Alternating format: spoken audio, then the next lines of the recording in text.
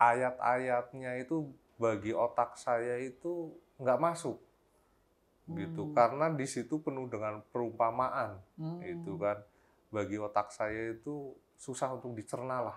Sebelumnya ini agamanya apa ya? Katolik. Katolik? Iya, Katolik. Karena tata cara ibadahnya itu simple. Simple ya? Iya, simple, praktis, enak.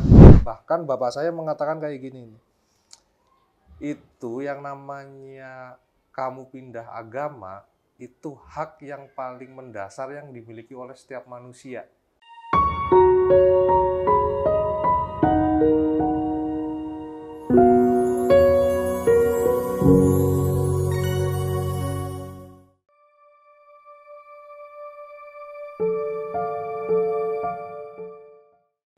Ya, Bismillah, Assalamualaikum warahmatullahi wabarakatuh. Alhamdulillah, wassalatu wassalamu ala rasulillah, mabad. Ya, teman-teman sekalian, dimanapun Anda berada, apa kabar?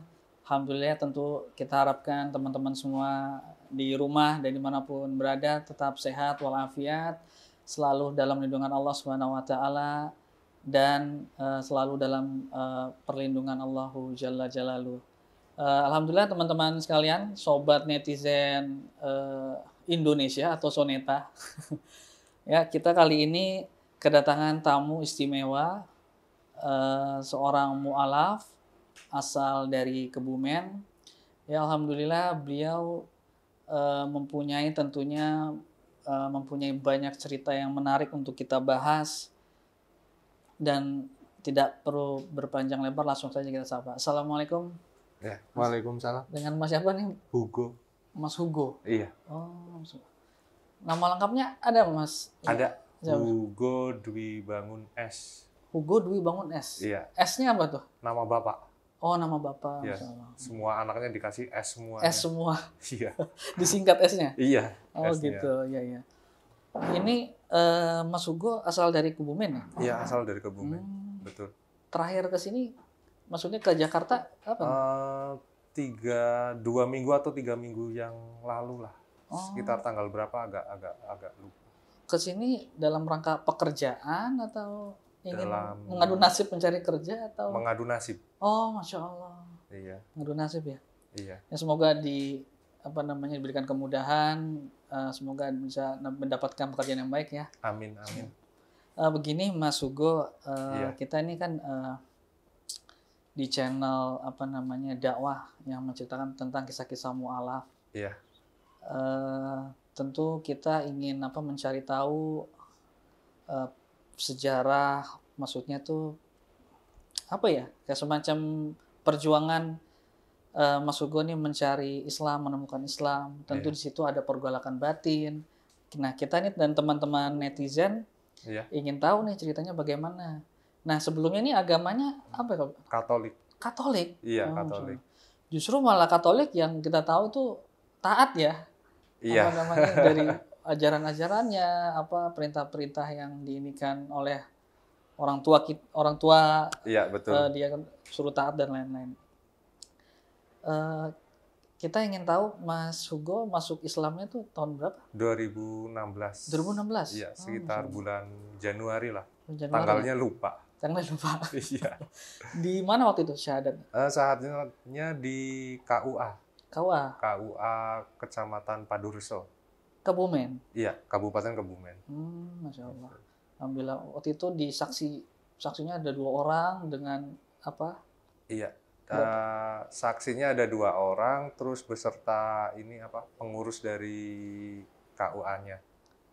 Pihak teman atau nggak ada. Sendiri saja? Sendiri aja. Oh, tetangga nggak ada, saudara juga nggak ada. Wah, ini berarti menarik nih. Berarti Mas Hugo atas dasar kesadaran sendiri, keinginan sendiri masuk Islam, betul. Sampai ke KUA-nya pun sendiri. Iya. Nah, kita ingin tahu nih Mas Hugo, awal kenal Islam tuh di mana ya? Awal kenal Islamnya itu karena kita kan sebagai minoritas tuh, jadi itu setiap azan ya kita dengar gitu, pengajian ya dengar, jadi ya mengenal Islam itu ya dari lingkungan sendiri. Iya, betul, dari lingkungan sendiri. Melihat gitu. Anak-anak mengaji, gitu ya, mengaji, kelihatannya kok asik gitu. Damai kan. Damai ya kan. apalagi lihat mbak-mbaknya itu yang ngaji ya kan. Oh, mbak-mbaknya ya. Iya itu. Iya. Pada saat itu yang membuat Mas Hugo tertarik, kita ngomong ibadah tertentu ya, apakah Iya. dengar azannya, dengar bacaan sholat atau apa ya? Iya. Kira-kira pada saat itu? Ada Pada saat itu. apa ibadahnya itu praktis lah. Enggak, Praktis. ya yang penting kan kita apa bebas dari najis, tertutup aurat, udah bisa Gitu. ibadah kayak gitu. Sedangkan kalau dulu waktu saya Katolik tuh harus dandan dulu ya kan, gerejanya juga jauh gitu kan, ribet lah kayak gitu. Gitu. Nah, dari situ saya enak ya kalau ibadah kayak gini kayak gitu kan. Lebih simpel, lebih praktis, dimanapun, kapanpun, jam ibadahnya gitu kan. Iya. Bisa bisa dilakukan. Yang penting bebas dari najis itu. Najis itu ya. Berarti Iya. dari bab toharo aja bisa menggugah teman-teman non-muslim ini untuk mengenal Islam lebih jauh, masuk Islam malah gitu kan. Iya. Karena juga banyak juga di teman-teman mualaf kita yang baru juga, mereka masuk Islam masuk bab toharo saja, dari kebersihan, najis, Iya. segala macam. Masya Allah. Baik, sekarang masuk ke respon keluarga nih. Kan Iya. Mas Hugo udah masuk Islam, udah Iya. mengenal. Pada saat itu kan gimana posisi orang tua tuh? Responnya gimana itu? Kalau responnya ini mohon maaf ya, tidak seperti teman-teman mualaf yang lain lah gitu kan. Dapat respon yang keras, penolakan apa seperti itu. Justru saya itu mendapatkan respon yang biasa saja kayak gitu. Bahkan bapak saya mengatakan kayak gini, itu yang namanya kamu pindah agama itu hak yang paling mendasar yang dimiliki oleh setiap manusia, memilih agama tuh. Jadi silahkan kamu memilih agama kamu, terserah agamamu apa, yang penting kamu itu menjadi orang yang beragama yang bertanggung jawab sesuai dengan pilihan kamu. Seperti itu sih tanggapan dari... Itu apakah orang tua di sana rata-rata toleransinya seperti itu, apa memang khusus bapaknya Mas Hugo aja? Sepertinya khusus bapak saya. Oh, gitu. Kalau saya nanya-nanya ke temen gitu kan, saya kan kadang-kadang bercanda tuh sama temen. Misalnya kamu yang pindah agama sama orang tua kamu, dibolehkan nggak? Ya sepertinya diancam sih, kayak gitu. Nah itu ya syukur alhamdulillah saya punya orang tua yang istilahnya bisa memahami apa ya keinginan anaknya lah, gitu. Tidak seperti teman-teman mualaf yang lain itu kan penuh dengan penolakan, penuh dengan ini mohon maaf ya, penuh dengan kekerasan dan lain-lain itu. Kalau saya tidak mengalami itu. Gitu kan. Memang di sana ada cerita-cerita seperti itu, teman-teman Mas Hugo mungkin yang masuk Islam, atau ada cerita di daerah Kebumen yang seperti itu? Kalau saya di daerah Kebumen itu yang mualaf itu jarang sih, karena memang itu satu desa justru yang dulunya Katolik itu cuma keluarga saya.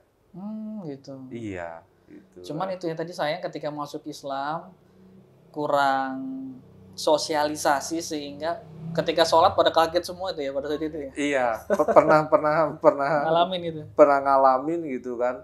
Karena saya menjadi mualaf kan tidak disaksikan oleh warga, langsung ke lembaga resmi pemerintah tuh di KUA. Itu begitu masuk sholat Jumat, itu semua warga yang ikut sholat Jumat itu pada ngelihatin saya gitu, kok orang ini masuk masjid ikut sholat seperti itu.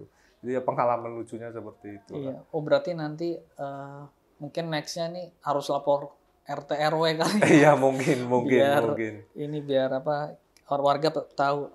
Iya. Nah kemudian ini selama menjalani itu ada nggak hambatan, rintangan yang dialami Mas Hugo saat mungkin perjalanan Islam atau setelah Islam atau bagaimana? Hambatannya sepertinya nggak ada sih, gitu. Nggak ada, Kan ya? coba-cobaan maksudnya dari keluarga atau temen nggak ada sama sekali, nggak ini gitu kan. Nggak ada sama sekali. Gitu. Baik.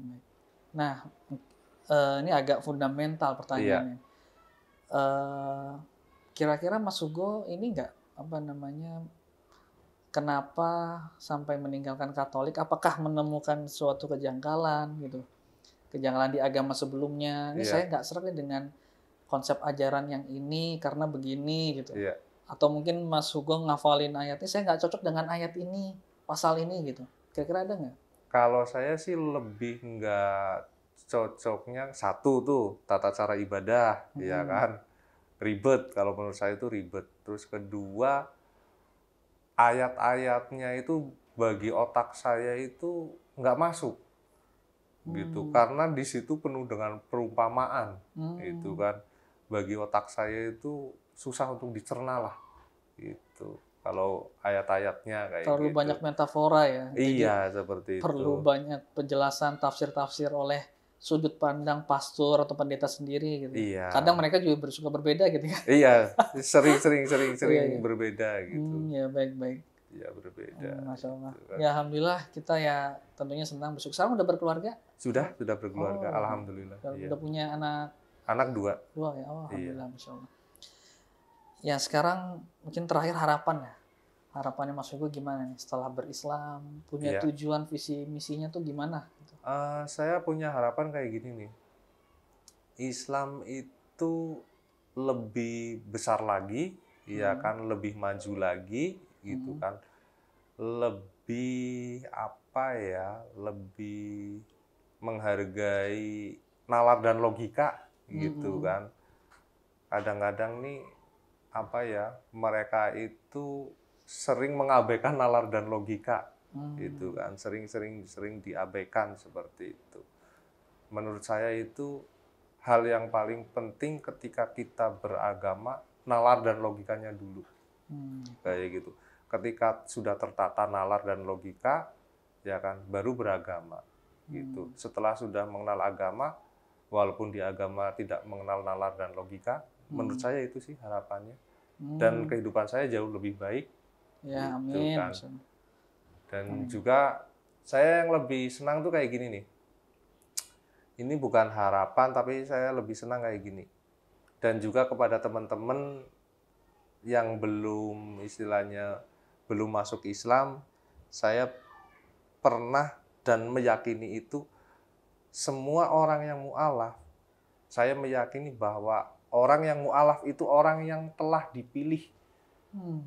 Orang yang disayangi sama Allah. Saya meyakini itu. Karena hidayah itu di tangan Allah ya. Iya, betul. Iya, hidayah Jadi di tangan memang, Allah. Allah yang pengen masuk dia Islam. Iya. Gitu ya. Ya, memang Masya Allah. benar-benar orang yang disayangi dan orang yang dipilih sama Allah. Gitu. Ya, Masya Allah. Baik, mungkin itu saja ya kita doakan ya semoga tercapai cita-citanya.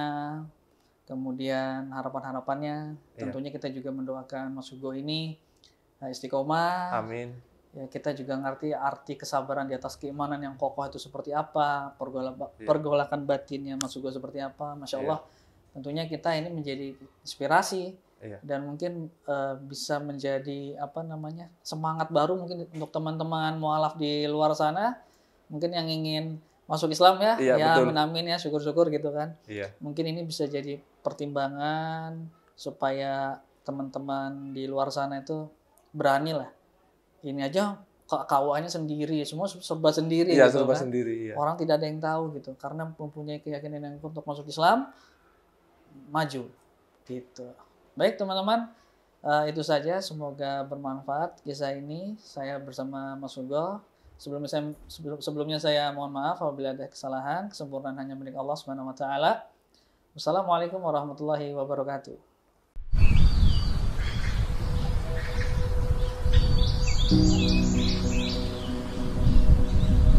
Jadi Talawid Kampung Pesantren ini terletak di Kecamatan Kendaher.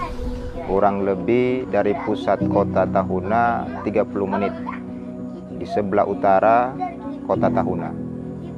Dan 100% di Kampung Talawid ini Muslim. Sehingga itulah kenapa sampai dijadikan Talawid Kampung Pesantren, karena 100% Muslim. Setelah dijadikan Talawid ini kampung pesantren, minat anak-anak, bapak-bapak, ibu-ibu, mu'alaf-mu'alafah untuk mendalami Islam, dan salah satunya untuk mengetahui huruf hijaiyah lewat Iqra dan Ukran itu sangat meningkat. Sehingga sangat penting Al-Quran untuk diberikan kepada anak-anak dan juga bapak-bapak yang ada di Talawid Kampung Pesantren.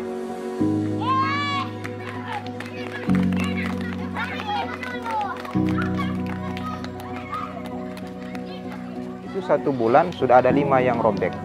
Karena memang anak-anak. Jadi entah karena semangatnya atau semangat bermainnya. Jadi memang butuh dibantu Iqra dan juga Al-Quran karena dengan alasan tadi. Jadi harapan kami ke depan dari Badan Wakaf Al-Quran bisa memberikan Al-Quran kembali untuk taman pengajian di Talawid Kampung Pesantren.